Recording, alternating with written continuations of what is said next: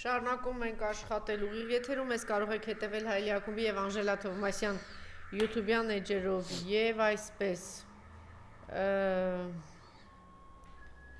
Նիկոլը իսկապես հունից դուրս է եկել, Նիկոլը եւ Անան, սա տեղատարափ է, հարցակումը շարունակում է հայ առաքելական եկեղեցու դեմ, հայ ինքնության դեմ, հայ ժողովրդի դեմ,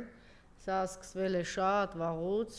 երևի 97-8 թվականից եւ շարունակվում է, թող որևէ մեկը չասի, որ սա տեղի ունեցավ այսօր կամ 2018 թվականին այս մարդը գոնե առնվազն ինքն իր արչեւ ազնիվ է եղել այնքանով, որ միշտ դրա մասին խոսել է, իր մեջ չի պահել, իհարկե 2018-ին կեղծեց, սրիկայաբար խաբեց եւ ասաց ես ձեզ սիրում եմ, հայրենիքը մեզ համար թանկ է, Արցախը մեզ համար թանկ է, հավատավոր են, եկեղեցին թանկ է, բայց ընդամենը մի քանի օրից այլանդակ հարձակումները սկսեցին հայ առաքելական եկեղեցու նկատմամբ։ Ըստ էության ոչ մի արտառոց տեղի չէր ունեցել։ Այդ հարձակումը իր թերթով, թերթոնով, գրքով, հոգով, սրտով դա եղել էր միշտ 30 տարի շարունակ։ Ուղղակի արդեն իր հրեշավոր տերերը հրահանգել են, որ հիմա նոր փուլ է եւ նոր տիպի նոր ոճի պիտի հարձակում լինի։ Ես մի քանի անգամ ասել եմ, պարոն Ահապետյան, դուք էլ կհամաձայնեք երևի, որ իրենք իսկապես հատուկ են գտել այս մարդկանց եւ հարցաշար է եղել, կպրծեք հայ առաքելական եկեղեցին, այո, կպրծեք ձեր պապերի գերեզմանը, այո, կպրծեք ձեր ծնողներին, այո, կպրծեք ձեր որդիներին, այո, կպրծեք ձեր հայրենիքը ընդհանրապես, այո, կպրծեք հայոց լեզուն, այո, այսինքն իրենք շատ կոնկրետ գտել են այդ սրիկայապիղսկույթին եւ տեսեք անգամ մարդկանց որ համարում էինք իրենց հոգեվոր հայր, այդ պահը եկավ, դուք տեսաք, Լևոն Տեր-Պետրոսյանին էլ իրենք չխնայեցին եւ լակոտակրատյան գլուխ բարձրացրեց եւ իրար հերթ չտալով սկսեցին ուղակի վիրավորանքի տարապ որտեղ Լևոն Հայաստանի Հանրապետության առաջին նախագահ Լևոն Տեր-Պետրոսյանին ասեին ասեք, չասեք, ոնց ինչ ուզում եք ձեզ պայեք, դուք գործ ունեք մի մարդու հետ, ում ժամանակահատվածում մենք ունեցել ենք ազատագրված տարածք եւ ինքը իսկապես պատմության մեջ մնալու է եւ այդպիսին։ Իսկ դուք մնալու եք թրքահպատակ, թրքի ծառա, ստրուկ, երկիր վաճառող ապիկար տականքների խումբ։ Օրը սկսում է հայ առաքելական եկեղեցու դեմ քայլով, խոսքով, հերյուրանքով, չգիտեմ, մեղադրանքներով եւ ոնց որ թե օրը փակում է դրանով։ Իհարկե այստեղ մի քանի կարևոր բան կա, որ ինքը հասկանում է, որ միակ կառույցն է, որ ամենաանսասանն ու կայունն է, որ մնացել է դիմադրություն ցույց տալու համար այդ միակ կառույցն է, ինքը շատ լավ։ Մի քանի բաներ, կարևոր բաներ կան եւ գիտեք,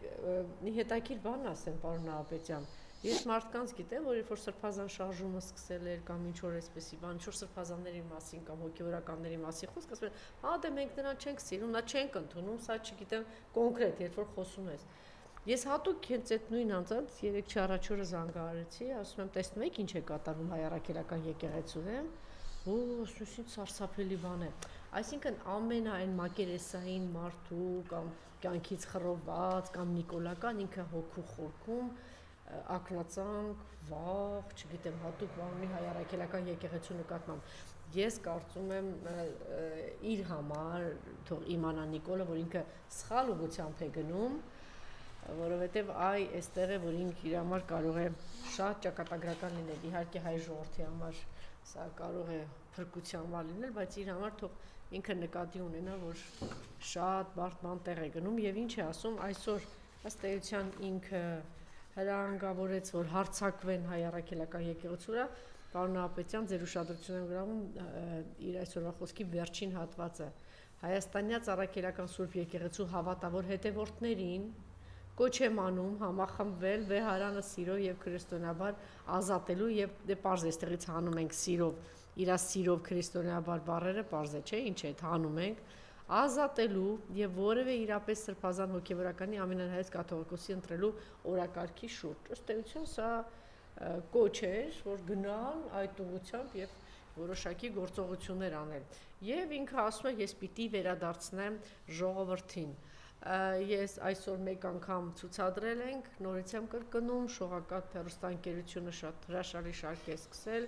Այսօր շատ խիստ խոսել եմ այդ ամեն ինչի մասին, որ մեզանից վերցրել է 385 եկեղեցի, վանքեր, 10,000 հուշարձաններ, 20,000 խաչքար եւ այսպես անverջ։ Հիմա դրանց մեջ էլ մեկը կար, հիշում եք, չէ՞, պարոն Ապետյան, որ ասեց լավ է, մեր ընդդիմությունը sense բանը խելքի է եկել, չի խոսում էլի Արցախի մասին, իրաց թվում է, որ իրենք ծախ է վաճառել են, իրենց մեջ գոյություն չունի հայրենիք, այդ մեր մեջ էլ չկա, էլի դու պիտի ամեն օր նայես ու հասկանաս դու ինչ ես հանձնել եւ եթե դու վերադարձնող ես, փորձիր վերադարձնել կամ դու եթե այդպես խոստացել ես, որ պիտի ինչ ասեց եկեղեցին, չէ՞, եկեղեցին պատկանում է ժողովրդին, պիտի այս ամեն ինչը պատկանում էր հայ ժողովրդին եւ դու սահմանադրության անվտանգության երաշխավորն ես եւ ապիկա սրիկա քո ժամանակահատվածում այս ամբողջ գանձերի մի փոքր կտոր է 6-7 եկեղեցի են այստեղ մի փոքր աննշան մասը այն քո ահռելի անից որ դու հանձնել ես մեր երկրից դե կարողացի վերադարձնել իհարկե դու չես վերադարձնի որովհետեւ քո տերերին ամբողջ աշխարհի արչեւ քեզ ստիպեցին որ դու երթվես եւ հայտարարես տականք որ Արցախը դա Ադրբեջան է խնդրեմ պարոն Ապետյան Ամարաս 4-րդ դար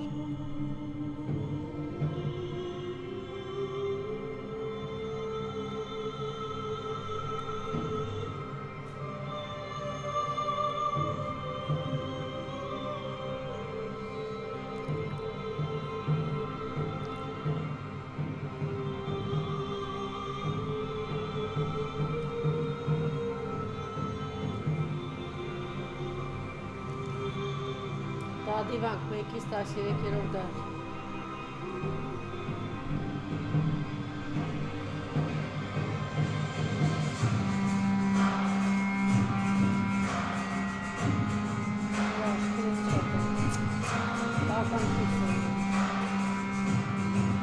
Ակոբ Հավան 9-րդ դար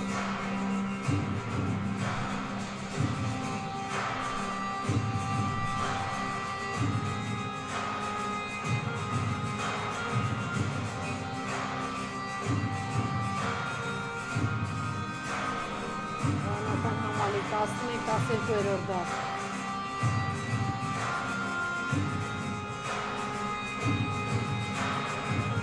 Խաչքարերի հովի 11-13-րդ դար տավիված արդեն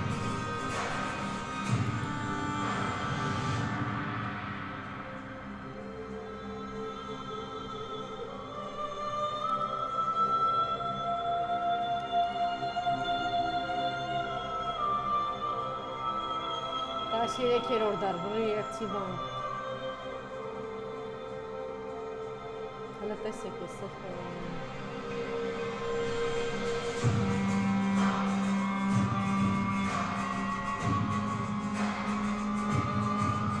Գանձասար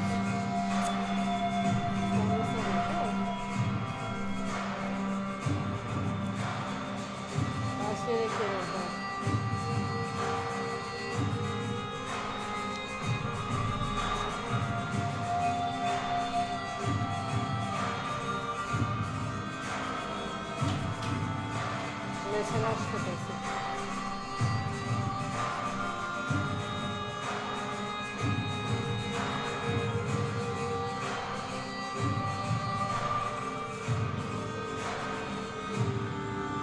Ոսքամ ատել հայ ժողովրդին, հա,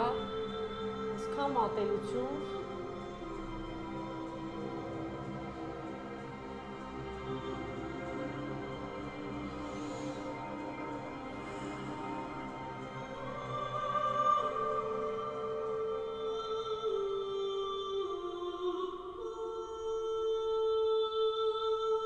շոշկավանք 17-րդ դար, իդեպ ես վերջին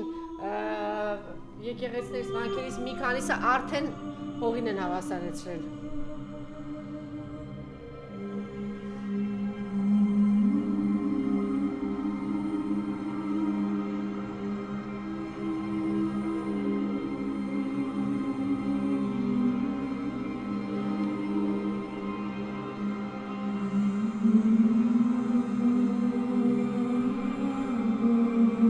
Բաբի վանքը 17-րդ դար։ Այս սրանք էլ հիմա գիտեք ինչի չեն նավիրում, ասում են աղվանցիներին է, չգիտեմ ումն է, այս հին եկեղեցիները։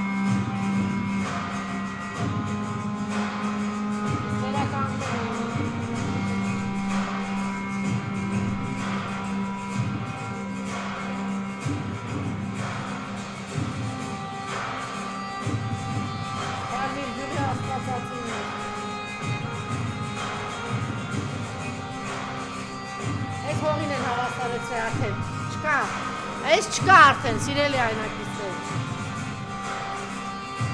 Նայք, տեսեք ինչ եկեղեցի։ Այս գյուղն էլ ամբողջ հողին են հավասարեցին։ Դա էլ են հողին հավասարեցին։ Նահատակած եկեղեցին չկա, դա էլ չկա։ Բա, բռնազավթված Արցախ։ Խնդրեմ։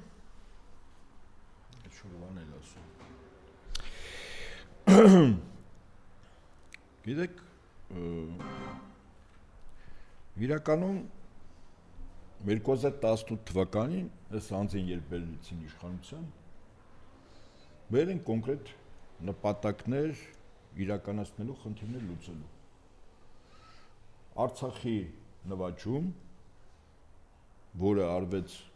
մեր զավակների արյան գնով, հակառակորդի հետ դիվանագիտական, քաղաքական, ինչու՞ չէ, ես չեմ բացառում։ Հազար ներողություն քիչ առաջ է տարածվել Հայաստանի Հանրապետությունում, շատ ճիշտ է ասում, բացահայտ կերպով, ահաբեկչ, սա տեղադրեք ամենտեղ արփի, ահաբեկչություն է ծրագրավորում պետական մակարդակով,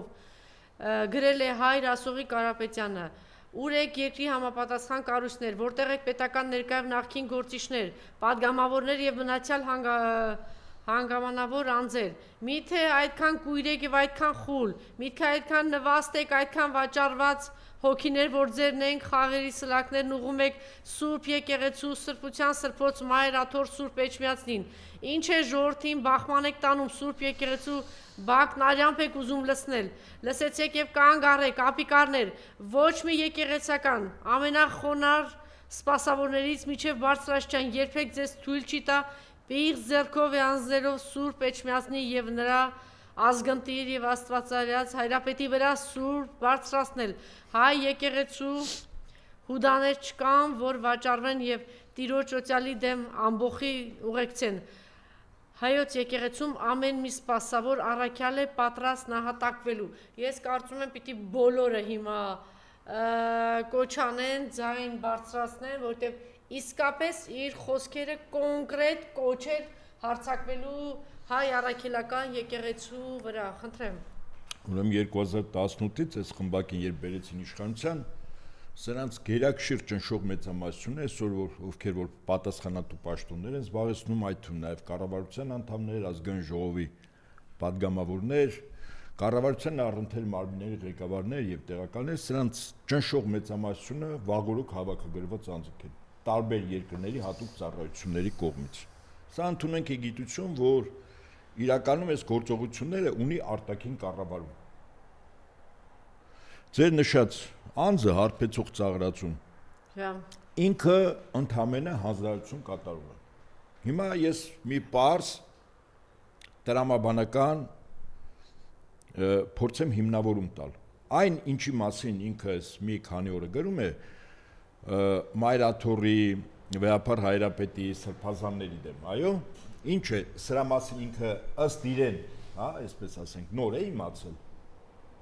Ոչ թե պետք է նայել հարցը ինչու է անում, այլ ինչու հիմա է անում։ Ահա։ Իսկ այդ հիման շատ պարզ պատասխան ունի։ Պարզ պատասխանը հետևյալն է, որ օրեր առաջ տեղի ունեցավ Շվեյցարիայի Բեռն քաղաքում մի համաժողով, որը ի դեպ կազմակերպել էր եկեղեցիների համաշխարհային կազմակերպություն, կաթոլիկ, բողոքական եկեղեցիների առաջնորդները, որի ներկա էր մեր երկրի, մեր եկեղեցին ներկայացնող, մեր եկեղեցու հոգևոր առաջնորդը, նաև քույր եկեղեցիների առաջնորդներ։ Համաժողովը կոչվում էր Լեռնային Ղարաբաղի հայկական հոգևոր մշակութային եւ պատմական ժառանգության պահպանությունը։ Այս խորագրովը, հա։ Ուրեմն այն ելույթը, որ Վեհափար Հայրապետը ունեցավ, սկզբունքորեն իր մեջ հիմնավորումներ, թե ինչու Լեռնային Ղարաբաղում այս ամեն ինչը մենք կորցրեցինք, ովքեր են պատասխանատու, ովքեր են կազմակերպել, ովքեր են կատարել եւ ինչ հետևանքներ են մեզ համար ունեցել։ Այդ թվում հարցեր բարձրացրել Արցախից դուրս եկած մեր հայրենակիցների վերադարձի, ռազմագերիների, ապօրինի դատավարության հետ կապված եւ այդ համաժողովը վերջում ընդունեց բանաձև։ Ես ընդհանրապես 1-2 մեջբերում անեմ այդ բանաձևից, որովհետեւ հասկանալի լինի, թե հոգեխանգարմունքի մեջ գտնվող հարբեցող ծաղրացուն հանձնարարականը որտեղից է ստացել։ Իրականում Փաշինյան Նիկոլը հանձնարարական է ստացել, ես առավել քան համոզված ասեմ, Թուրքիայից, նույնիսկ ոչ Ադրբեջանից, որքան Թուրքիայից։ Եվ այսպես այս համաժողովի ընդհանրապես մի քանի ձևակերպումներ, որը մոտ ապագայում, երբ Արցախի հարցը Հայաստանում լինի իշխանափոխություն եւ Արցախի հարցը, որ օրակարգային, Արցախի հարցը դուրս չի եկել, այդ օրակարգային հարցով այն ուժային կենտրոնները, որոնք մեր տարածաշրջանում շահեր ունեն, այն դաշնակիցները, որոնք ռազմավարական են մեր հետ, նրանց նաեւ իրավունք է տրվում քրիստոնեական պրիզմայով պահանջատել լինել այն ամեն ինչին, ինչ մենք Արցախում թողել ենք։ Այդ թվում նաեւ Արցախ վերադարձ մեր հայրենակիցների։ Եվ այսպես ուրեմն մի քանի ձևակերպում։ Ինքը բավականին երկար է։ Նախ արձանագրում է Խորը ցավով արձանագրում ենք 2023 թվականի սեպտեմբերյան ռազմական գործողություններից եւ շրջափակումից հետո Արցախի Լեռնային Ղարաբաղի ավելի քան 120,000 էթնիկ հայերի բռնի տեղահանումը։ Նորից եմ կրկնում, սա համաժողովի բանաձևն է։ Հաջորդը միջազգային իրավունքի փորձագետների եւ մասնագետների դիտարկումներ հաշվի առնելով մենք վերահաստատում ենք, որ մշակութային ժառանգության ոչնչացումը հանձնանում է միջազգային մարդասիրական իրավունքի խախտում եւ կարող է համարվել մարդկության դեմ ուղղված հանցագործություն եւ ցեղասպան մտադրության նշան։ Դուք պատկերացնում եք ինչ շեշտադրումով է։ Որ պահին այս ձևակերպումների հետևը ուժ կանգնեց, պետություն կանգնեց, պահանջատեր է լինելու Ադրբեջանից։ Հաջորդը մենք հորդորում ենք ՅՈՒՆԵՍԿՕ-ին անապահ նախաձեռնել անկախ մոնիտորինգի առաքելություն գնահատելու Արցախի, Լեռնային Ղարաբաղի հայկական մշակութային եւ կրոնական վայրերի պահպանության վիճակը։ Կառավարություններին եւ միջազգային կառույցներին, մասնապես Շվեյցարիային, որտեղ անցկացվում է այս հանդիպումը, ձեռնարկել դիվանագիտական եւ իրավական քայլեր ԵԱՀԿ-ի եւ այլ կոնվենցիաների հիման վրա կանխելու հայկական մշակութային ժառանգության հետագա ոչնչացումը, աջակցելու բնակչության վերադարձին իրենց երկրին ակտիվ քայլեր կատարել նպաստելու Բաքվում գտնվող հայ պատանդների ազատմանը։ Հաջորդը եկեղեցիների համաշխարհային խորհրդին առաջնորդելու էկումենիկ ուխտագնացության կազմակերպումը դեպի Արցախ, Լեռնային Ղարաբաղի հայկական սրբավայրեր։ Հաջորդը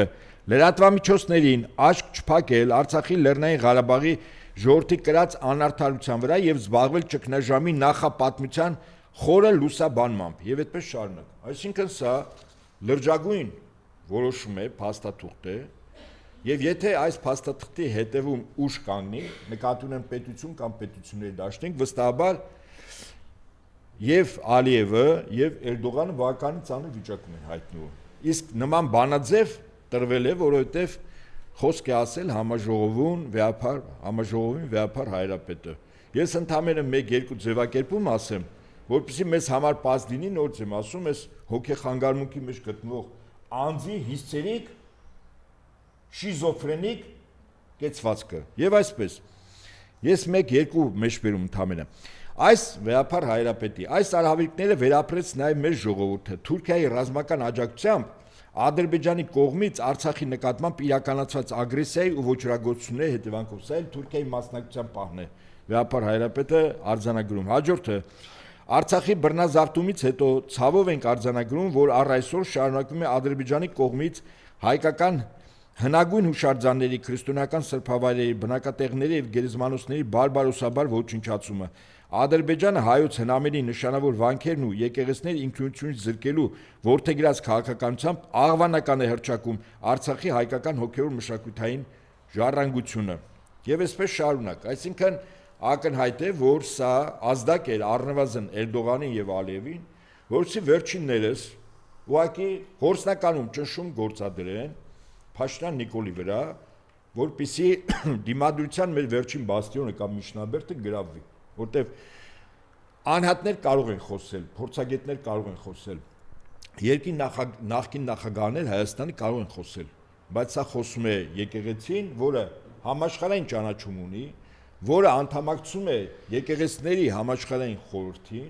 եւ որին ի սատարում են կեցվածք են դրսևորել եւ բողոքական եկեղեցիները եւ կաթոլիկ եկեղեցիները եւ ուղղափառ եկեղեցիները եւ մեր եկեղեցու քույր եկեղեցիները։ Սա ինքնին փաստ է։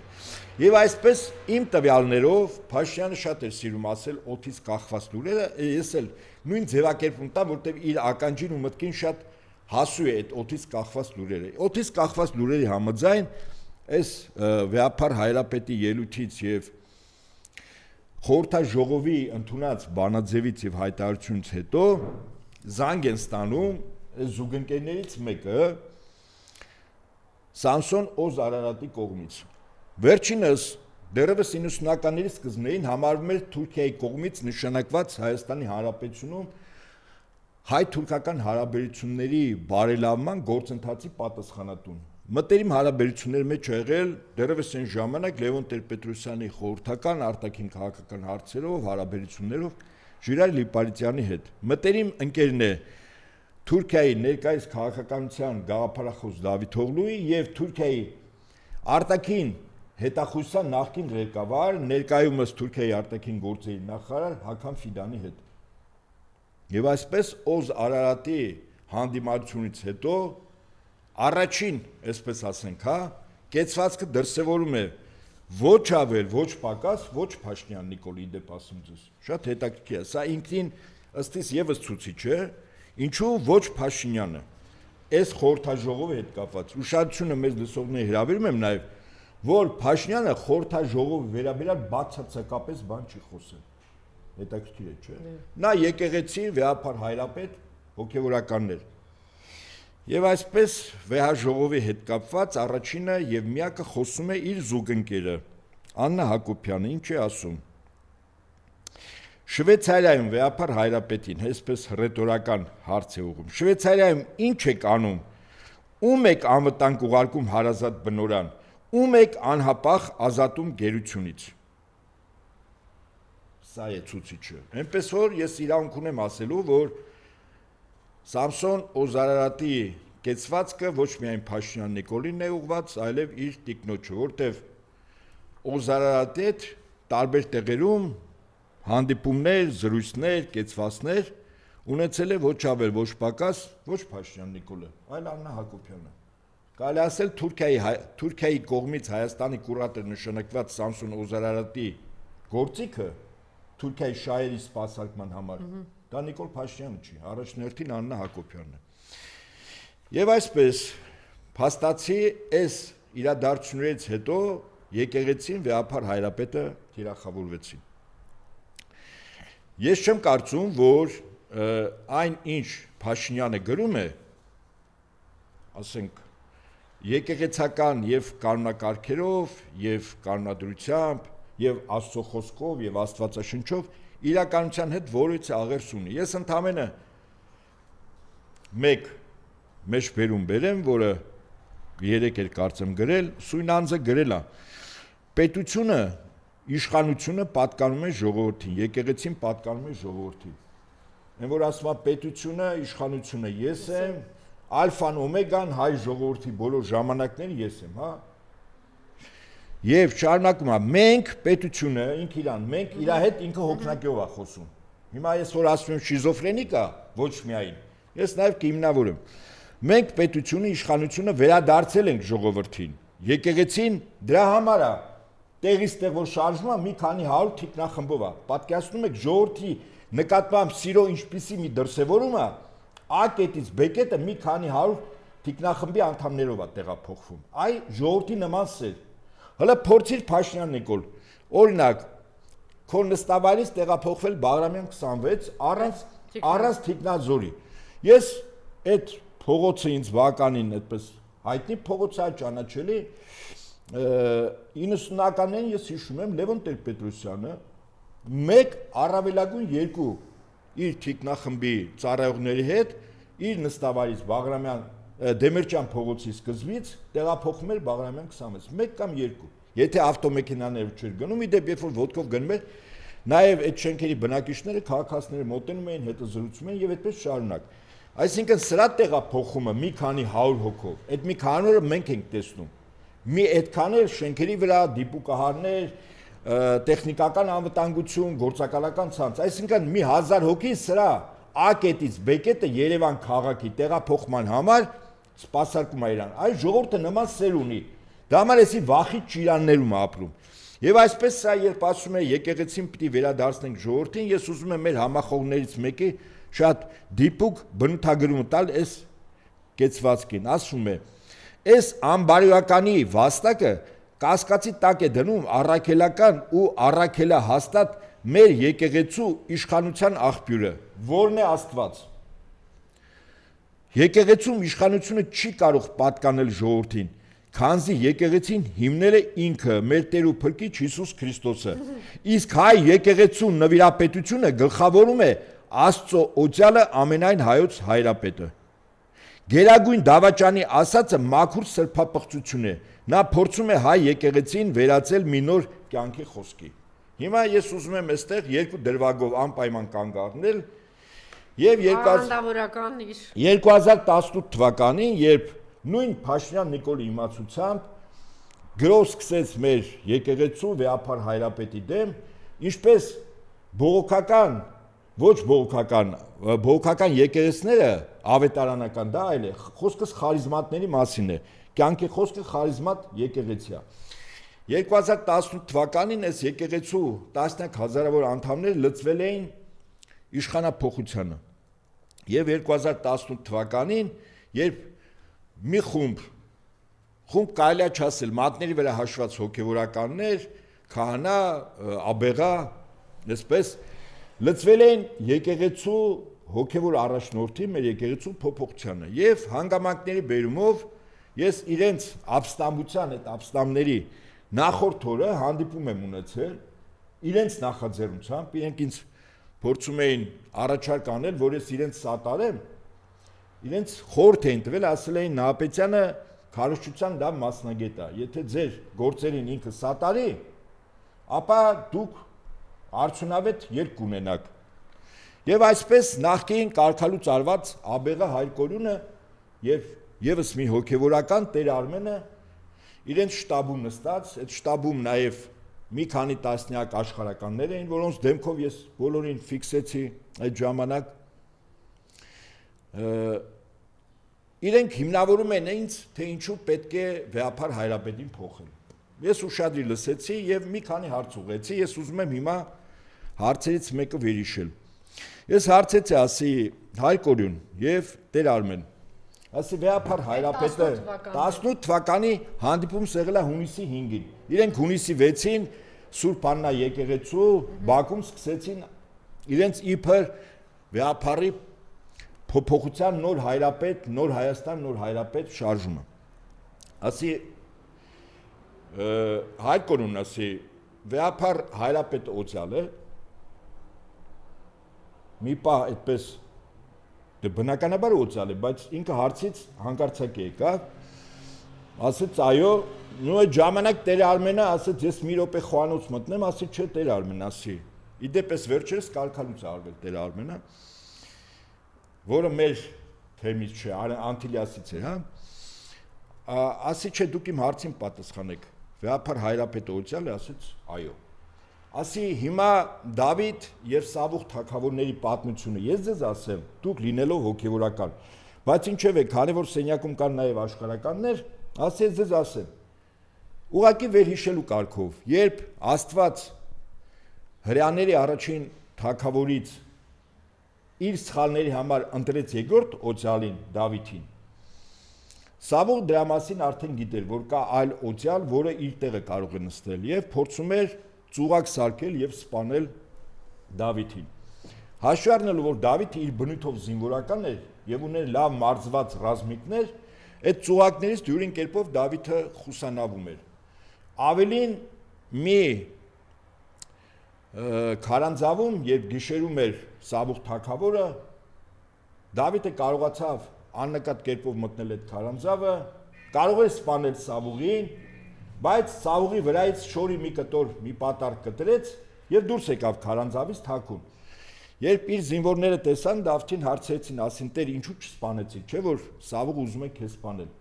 Դավիթը ասեց՝ «Ես ով եմ, որ օծյալի վրա Աստծո սուր բարձրացնեմ, եթե պետք լինի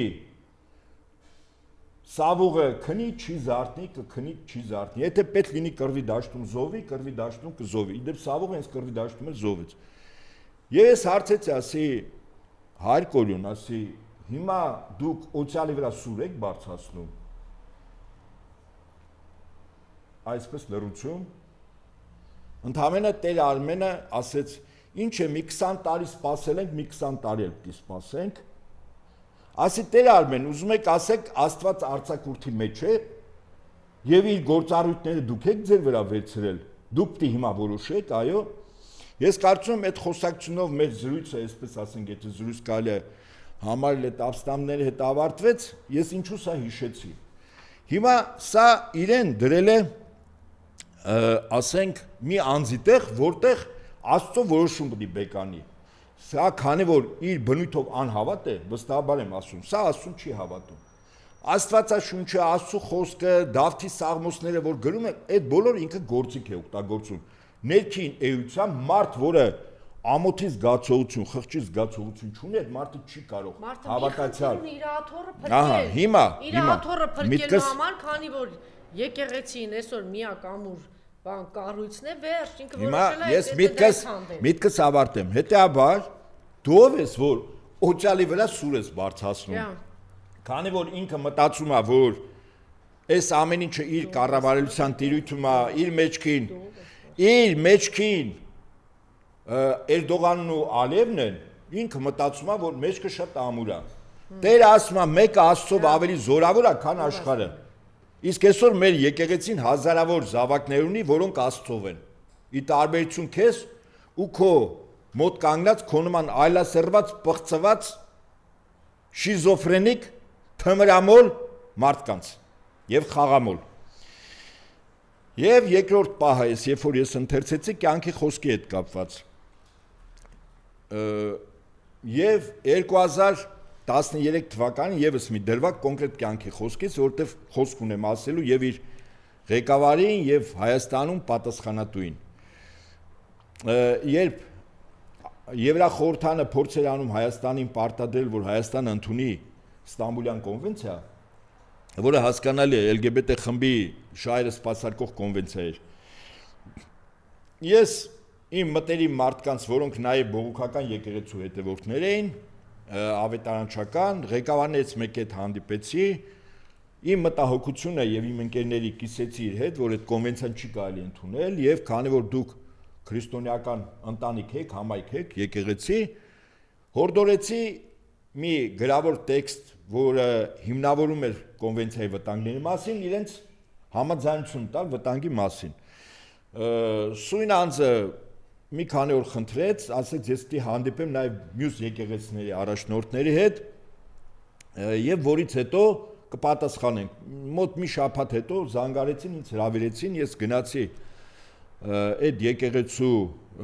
ուրեմն ղեկավարի նստատեղ, այդտեղ հավաքվել էին երևի մոտ 10-15 ղեկավարներ, կյանքի խոսքից իդեպ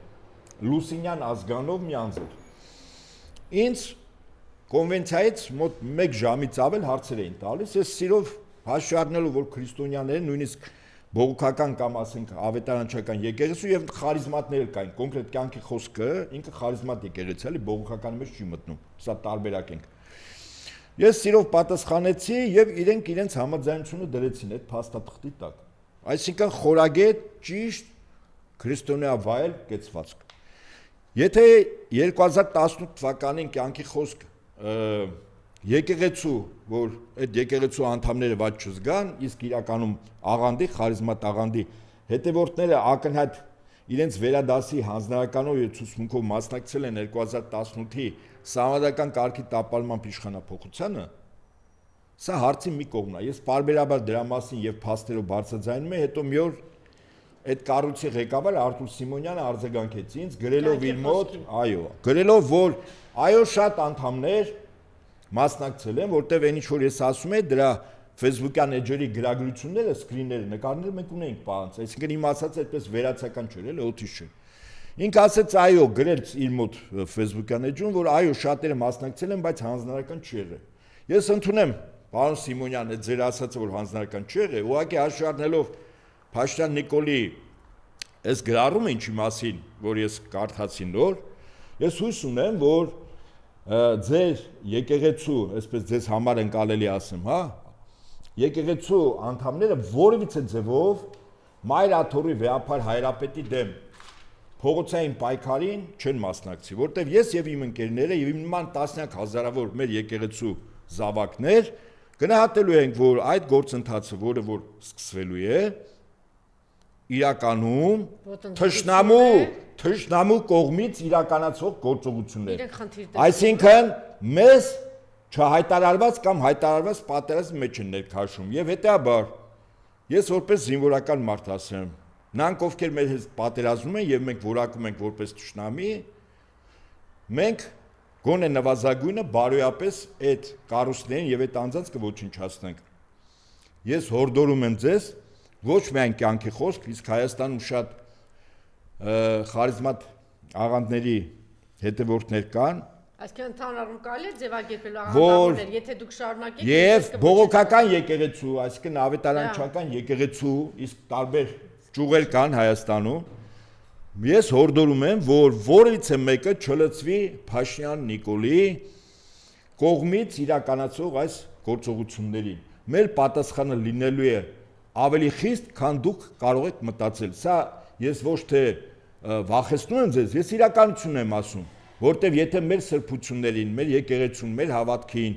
մեր հոգևոր առաջնորդին եւ մեր եկեղեցու գլխին ի տարբերություն ձեր եկեղեցիների, այդ թվում նաեւ կաթոլիկ եկեղեցու, մեր եկեղեցու գլուխը մեր Տեր ու Փրկիչ Հիսուս Քրիստոսն է։ Որևիցե մեկը եթե փորձի սուր բարձրացնել, հիշեցնեմ ձեզ Աստվածաշնչյան խոսքով, սրից էլ ընկնելու է։ Չփորձեք մեր եկեղեցու, մեր հոգևորականների եւ հոգևոր առաջնորդեմ սուր ճոճել։ Այդ նույն բարձրացած սրից, ինչ սուր բարձրացեցիք, այդ սրից ընկնելու եք։ Եվ խոսքը ավարտեմ հետեւյալով. ըստ օդում կախված լուրերի, այս գործընթացը սա իհարկե կճշտվի, այնպես չի որ թաքուն կմնա, եթե դա իրականություն է, բայց զգուշացնում եմ ԱԱՑ-ի տնօրեն պարոն Աբազյանին։ Այն ինչի մասին Փաշինյանը գրել է, այդ կոմպրոմատներ եւ այլն, դուք ենթարկում եք ձեր կառույցը ազգային ժողովում, ոչ Փաշինյան Նիկոլին։ Եթե արհեստական սարքած, իսկ իմ տվյալներով մասնագետներ կան, որոնք արհեստական բանականություն օգտագործելով կեղծ տեսանյութեր են պատրաստում, եթե նման բաներ լինի եւ հրապարակվի հանրային դաշտում, այո, արդեն կա այդպես ինֆորմացիա, որ արհեստական ինտելեկտով փորձելու են սրբազանների վեհափարի դեմ։ Ես ասում եմ, դա կարող է անել ԱԱՑ-ն եւ կարող է մի վարքյան, Անժելա, եւ կարող է կանխարգելել ԱԱՑ-ն, եթե այլ կառույց անի տեսականորեն։ ԱԱՑ-ն կարող է կանխարգելել եւ հետաբար, եթե նման տեսանյութեր հայտնվեցին սոցիալական ցանցերում, վերահսկեն նաեւ Նիկոլ Փաշինյանին եւ հասկանան ով կարող է։ Որտեւ իրենք չեն ենթարկվում Փաշինյանին, իրենք ենթարկվում են մեր երկրի առաջնային իշխանությունը վարչապետը չի։ Դա կարող է ասեք Թուրքիան անի, Ադրբեջան անի, փոխանցի իրեն։ Այո, ճիշտ է։ Տարածի իր էջով բան, այսինքն պիտի ԱԱՑ-ն վերահսկի այդ անձին էլ։ Հա, իսկ եթե չվերահսկեց եւ այդ նյութերը տարածվեցին, ես կարող եմ գնահատել, որ այդ գործին ուղակի մասնակցություն ունի ազգային անվտանգության ծառայությունը։ Եթե պարոն Աբազյանը չգիտի, ապա թող լավ ուսումնասիրի, մեկ էլ կպարզի, որ իր տեղակալներից մեկն է կցված որպես պատասխանատու այդ գործին։ Օրինակի համար եմ ասում, ուշադիր եղեք։ Նորից եմ ասում, դուք Աստծո դեմ մեր եկեղեցու գլխի Հիսուս Քրիստոսի եւ մեր եկեղեցու հոգեոր առաջնորդեմ սուր եք բարձրացնում։ Եթե բարձրացեցիք, այդ սրից էլ ընկնելու եք, հիշեք դա։ Դա որևիցե մեկին որևիցե ձևով չի ներվի։ Այսքանը։ Շնորհավորեց, հա, Մարտը Կուրբան Բայրամ դրան տոնի արդիվ Նիկոլը շնորհավորեց, խնդրեմ։ Այո։ Եվ Այդ օրը ասում են երկու առևանգված անչափահասների մասին, խոսակ չեղավ դες է բարձ չէ։ Հիմա իրենք տարածում են, որ իբրև թե մոլորել էին, բայց ով իմանա այնքան սատեր են տարածել, արդեն մարդ ոչ մի բանի չի հավատում եւ կարող է նաեւ սպառնացել է, որ հանկարծ չասեք, որ ձեզ ադրբեջանցիներն են առևանգել, ճիշտ է։ Կարող է այդպես լինի։ Եվ այդ օրը հերթական մահ արձանագրվեց բանակում, իհարկե իրենք ասում են կայծակից, դա էլ ով պիտի ստուգի եւ հասկանա այդպես է եղել թե այդպես չի եղել, եւ այդ օրը մարդը գնաց, ասում են գնաց շնորհավորելու գինի իմպելով այս մարդկանց տոն։ Տեսանք այդ գինու փառատոն կոչվածում ինչ բարեր էր, ովքեր էին, հա, իրանց շատ հոգեհարազատ երկնագույն կյանքով ապրող անձինք էին ապրում, երբ իրանք դրանցից լավ էին զգում, որտեվ իրանք իրանց ներքին էությամբ եւս երկնագույն են, հա, այսպես ասենք։ Իսկ ավելի բան աստվածաշնչյան բառամթերքով արվամոլ եւ իքամոլ, ավելի խիստ գնահատականներ կենցաղային չտա։ Այո, շնորհավորել է, իր գործն է շնորհավորել է, բայց մեր համախոհները որոշակի այնուամենայնիվ կեցված դրսևորում են այդ շնորհավորանքներին, ես ընդամենը մի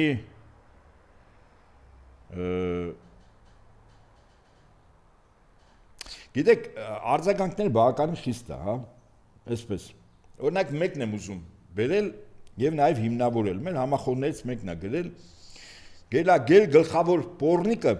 շնորհավորել է Բայրամ Կուրբանի արթիվ, Ալիևը դեռ չի պատասխանել, քոնն էլ հարբեցող կլոուն, բոզի տղա։ Հիմա պարզաբանեմ ես ինչու ընդհանրեցի այս բառը։ Հաշվի առնելով, որ Փաշինյանը իր տիկնոջ զուգընկերի հետ, որից ունեն համատեղ 4 երեխա, ըստ Աստծո խոսքի, իսկ ինքը պարբերաբար եկեղեցու եւ վեհապար հայրապետի դեմ պարբերաբար սաղմոսներից մեջ վերումներ անում, այսինքն Աստվածաշունչ է կարդում, իր համար սիրելի գիրք է երևի թե, հա։ Ուրեմն ոչ օրինական, ոչ եկեղեցով, ոչ էլ իրավական առումով ամուսնությունների գրանցման, հա, կառույցով, եթե գրանցված չեն, այնուամենայնիվ իրանց կեցվածքը ոչ օրինական է եւ այն ինչ ես ընթերցեցի, թող իր համար վիրավորական չլինի, սա Աստծո խոսքով է, որտեղ այդ արարքները այդպես է գնահատվում։ Եվ մեզ մի ստիպեք մենք համարժեք ձևով պատասխաններ տանք ձեզ։ Մեր պատասխանները շատ խիստ կլինեն։ Ինչու՞։ Որտեղ ցանկացած հավատավոր մարդ սկզբունքորեն, որը հավատում է հարությանը, իսկ Հիսուս Աստծո կողմից երկիր ուղարկվեց ամենամեծ գործի համար, ամենամեծ, մնացածը ացենցիալ են, հարության համար, որ ֆիզիկական մահով կյանքը չի ավարտվում, եւ հետաբար ցանկացած հավատավոր մեր եկեղեցու զավակ եւ ոչ միայն մեր եկեղեցու, այդ թվում եւ կաթոլիկ եկեղեցու, այդ թվում նաեւ եւ ավետարանչական եկեղեցու հետևորդների համար իրականում ֆիզիկական մահով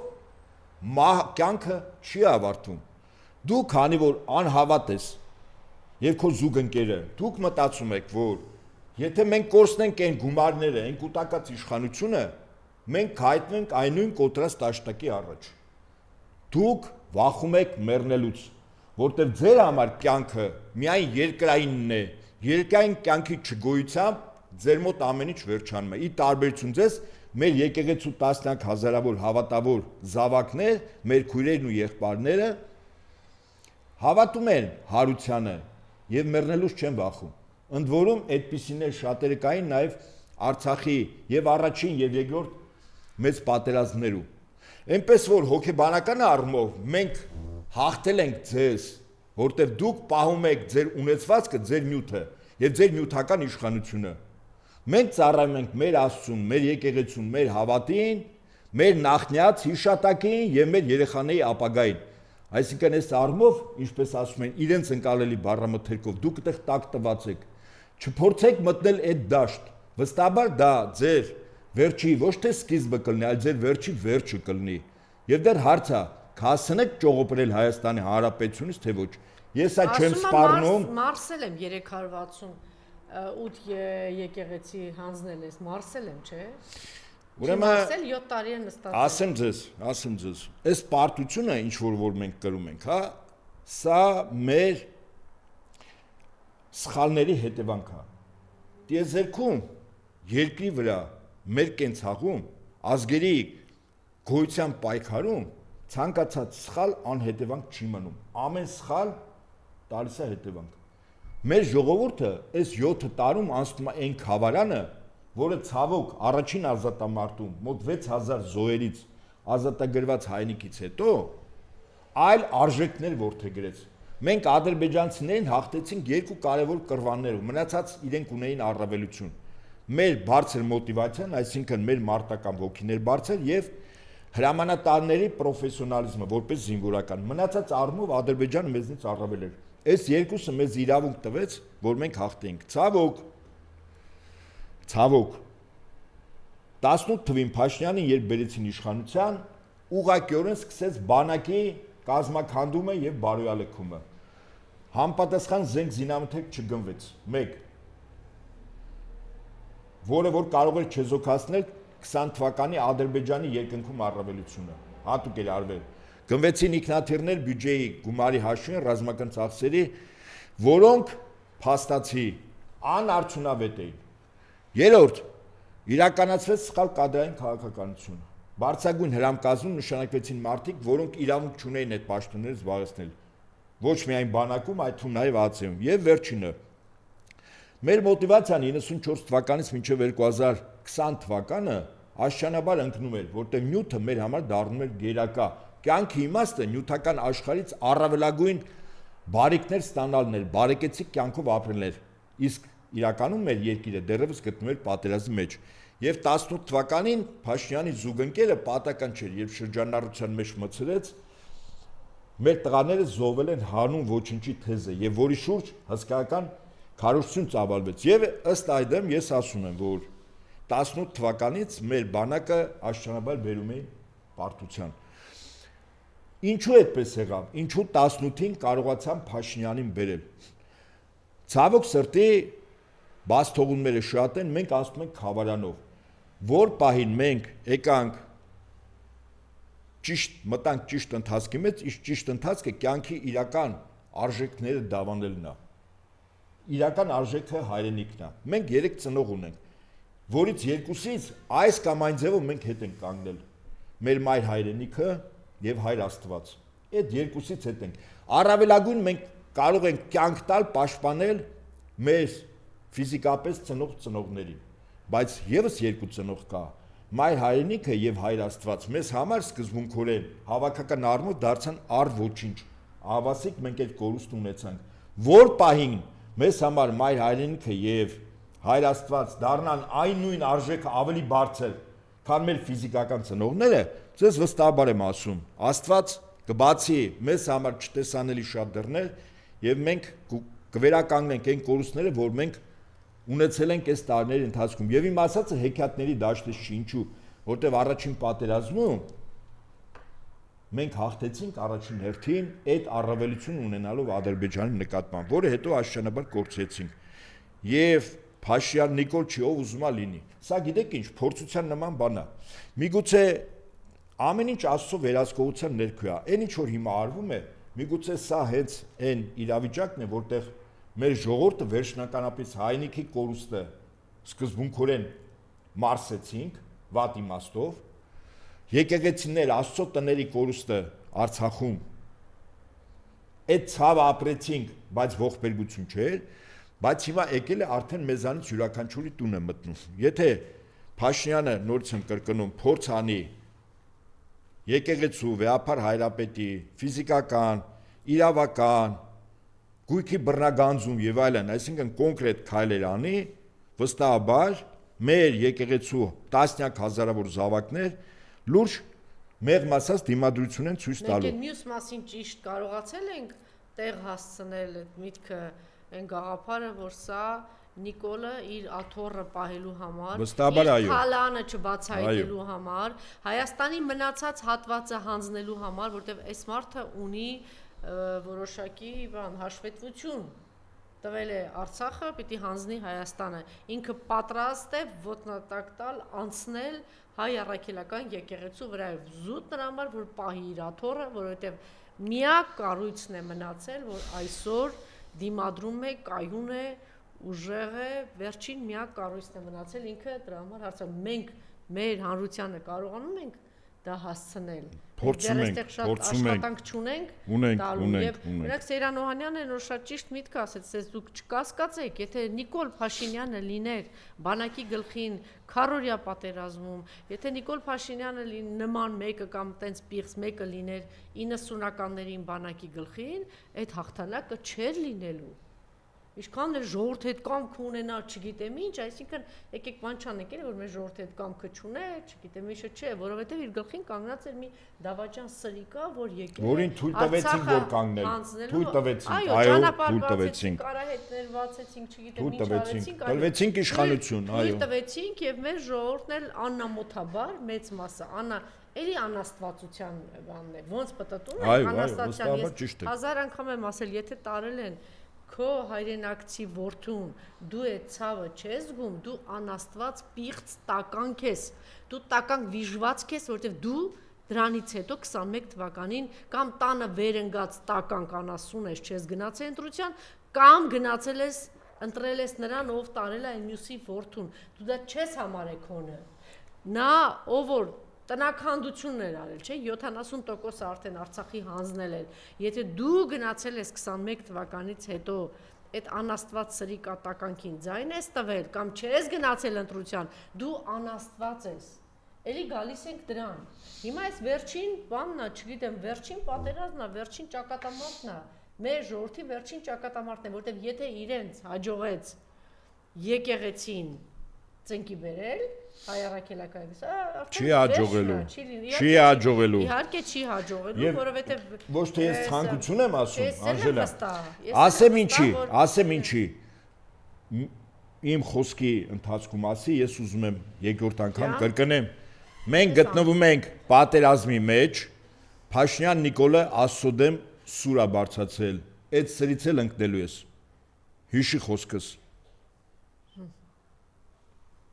սա է վերջը։ Այո,